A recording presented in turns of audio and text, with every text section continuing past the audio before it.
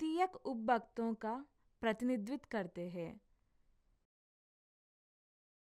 जो मेंढक टिड्डे खाते हैं वे भी सांपों का भोजन बन सकते हैं।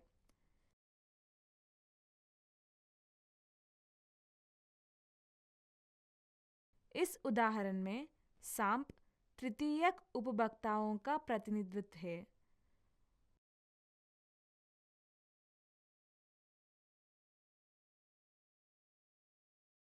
उत्पादक और विभिन्न प्रकार के उपभोक्ता जैसे प्राथमिक, द्वितीयक और तृतीयक एक पोषण संबंध में शामिल होते हैं, जिसमें खाना और खाया जाना शामिल होता है।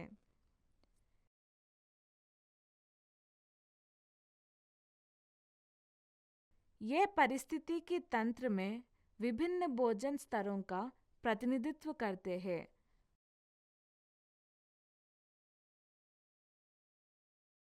और इन्हें पोषण स्तर कहा जाता है।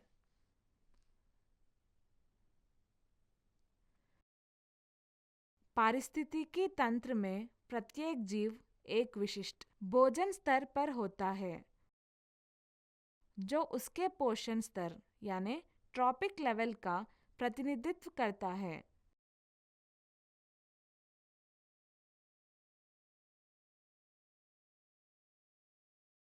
इस प्रकार का पोषण संबंध, जिसमें भोजन ऊर्जा एक पोषण स्तर से दूसरे पोषण स्तर में स्थानांतरित होती है।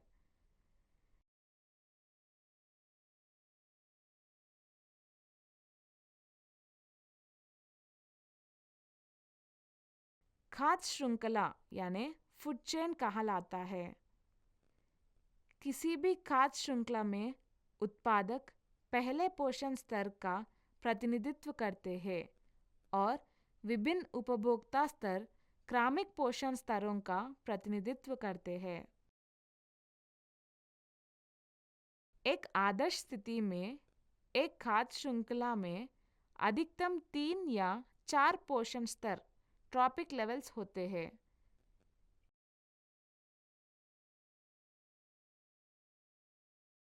एक पारिस्थितिकी तंत्र में सैकड़े और हजारों खाद्य श्रृंखलाएं कार्य कर सकती है।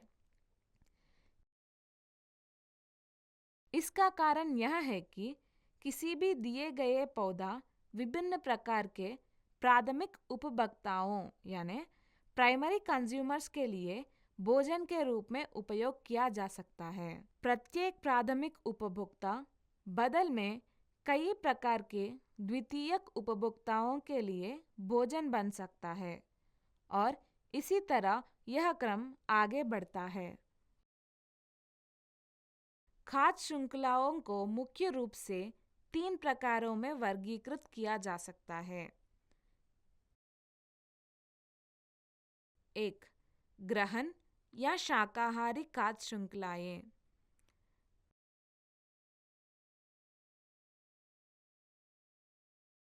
इसमें प्राथमिक उपभोक्ता पौधों को खाने वाले जानवर होते हैं।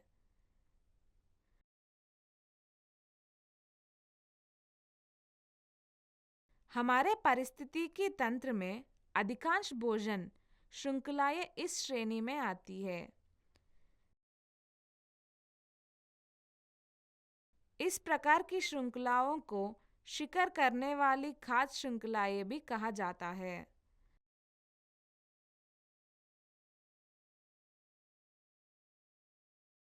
अपघटनकारी खाद्य श्रृंखलाएं। इस खाद्य श्रृंखला में प्राथमिक उपभोक्ता एक अपघटनकारी यानी डिट्रीटिवर होते हैं। चींटियां, दीमक, केचुआ, सहस्त्रपाद और केकड़े अपघटनकारी कहलाते हैं क्योंकि ये अपघटन को खाते हैं।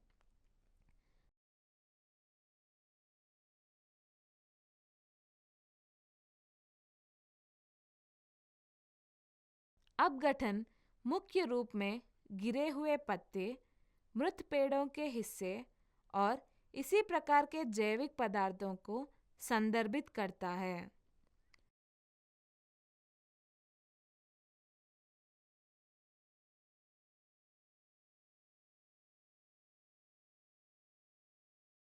परजीवी खाद्य श्रृंखलाओं में भोजन ऊर्जा का स्थानांतरण प्रत्येक पोषण स्तर पर परजीवियों को एक श्रृंखला के माध्यम से होता है।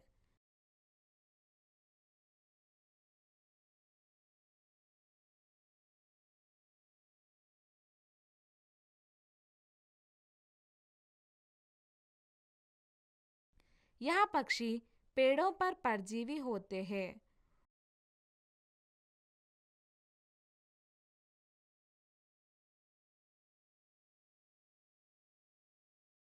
जू पक्षियां पर परजीवी होते हैं और प्रोटोजोआ पक्षी के जू पर परजीवी होते हैं।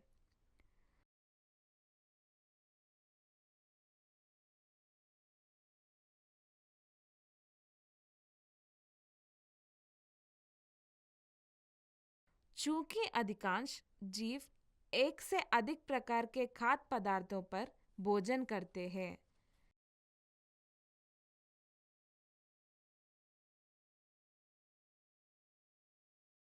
प्रत्येक जीव हर पोषण स्तर पर एक ही समय में कई खाद्य श्रृंखलाओं से जुड़ा होता है। इस प्रकार हर पारिस्थितिकी तंत्र में आपस में जुड़े हुए खाना श्रृंखलाओं को एक जटिल जाल होता है, जो एक खाद्य जाल यानी फूड वेब बनाता है।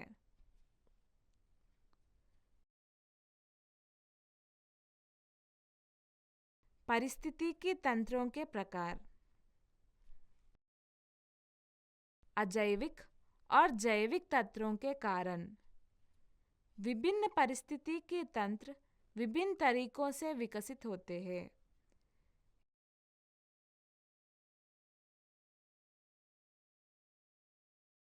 इन तत्वों और उनके आपसी परस्पर क्रिया है, जिसके परिणाम स्वरूप विभिन्न प्रकार के पारिस्थितिकी तंत्रों के निर्माण में योगदान दिया है। अधिकांश पारिस्थितिकी तंत्र जटिल होते हैं और इनमें प्रजातियों की अद्वितीय और विशाल मात्रात्मक एवं गुणात्मक विविधता पाई जाती है।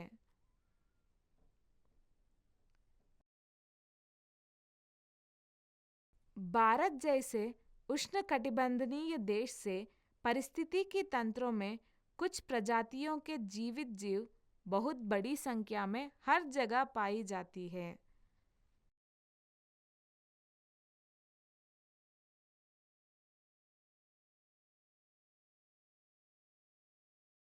शेष पौधों और जानवरों की प्रजातियां छोटी संख्या में पाई जाती हैं।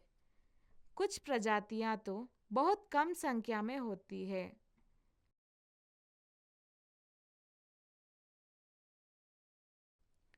पृथ्वी पर पारिस्थितिकी तंत्रों की विविधता पाई जाती है। प्रत्येक स्थान पर एक अलग पारिस्थितिकी तंत्र होता है, जैसे कि वन, तालाब, महासागर, नदी आदि।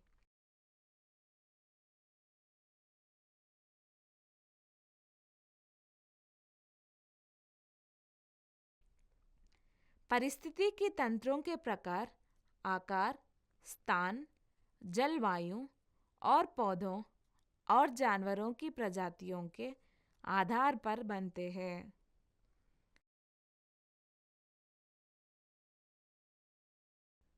पृथ्वी के कुछ क्षेत्रों में एक बड़े क्षेत्र में समान जलवायु और अजैविक तत्व होते हैं।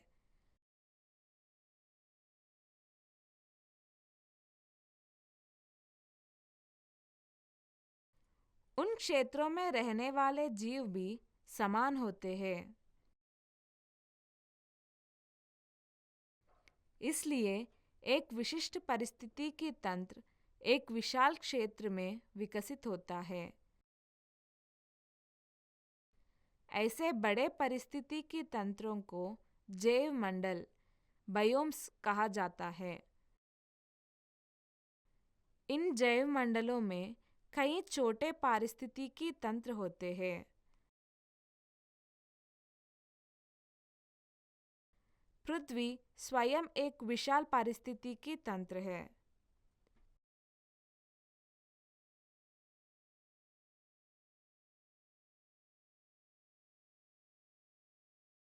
क्या आपने अपने आसपास विभिन्न प्रकार के पारिस्थितिकी तंत्रों को देखा है? जैसे एक पोखर, घास का मैदान, जंगल या समुद्र?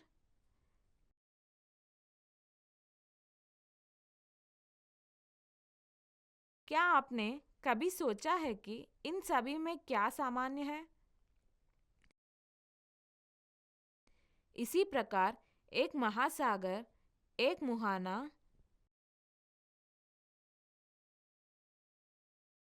और एक रेगिस्तान भी प्राकृतिक पारिस्थितिकी तंत्रों के प्रकारों का प्रतिनिधित्व करते हैं। प्राकृतिक पारिस्थितिकी तंत्रों को व्यापक रूप से जलीय पारिस्थितिक तंत्रों को और स्थलीय पारिस्थितिकी तंत्र या जलीय जैवमंडल और स्थलीय जैवमंडल के रूप में वर्गीकृत किया जा सकता है।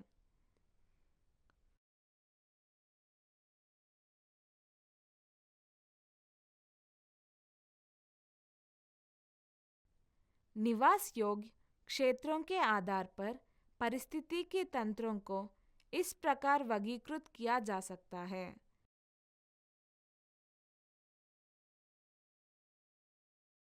हम अगले भाग में विभिन्न प्रकार के पारिस्थितिकी तंत्रों के बारे में सीखेंगे।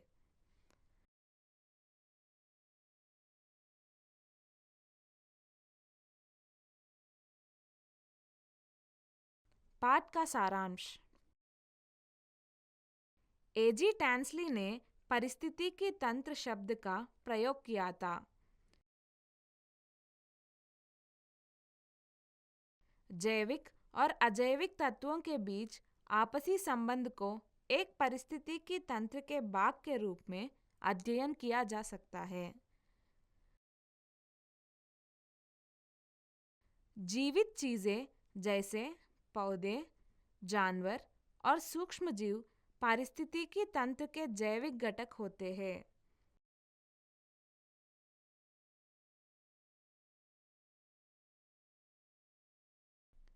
पारिस्थितिक तंत्र के अजैविक घटकों में मिट्टी, पानी, सूर्य प्रकाश आदि शामिल होते हैं।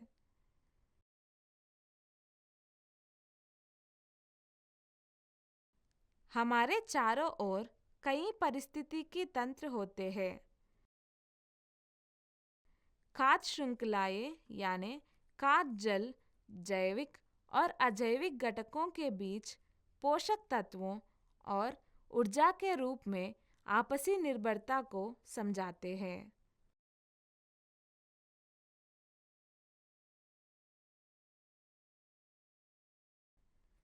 खाद्य श्रृंखलाओं में तीन स्तर होते हैं: उत्पादक, शाकाहारी और मांसाहारी।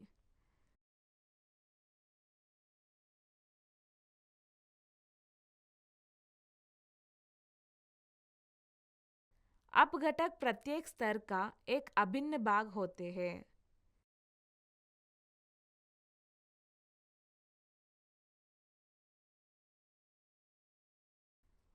उत्पादक सूर्य की रोशनी को पकड़कर भोजन तैयार करते हैं। उपभोक्ता या उत्पादकों का अन्य पौधे खाने वाले को खाकर ऊर्जा प्राप्त करते हैं। अपघटक या पुनःचक्रक पौधों और जानवरों के अवशेषों या उनकी मृत्यु के बाद उनके अवशेषों पर भोजन करते हैं।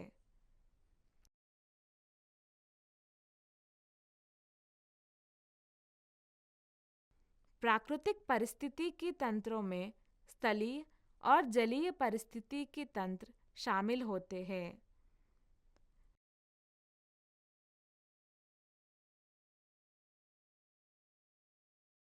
मत्स्यालय एक मानव निर्मित या कृत्रिम पारिस्थितिकी तंत्र है।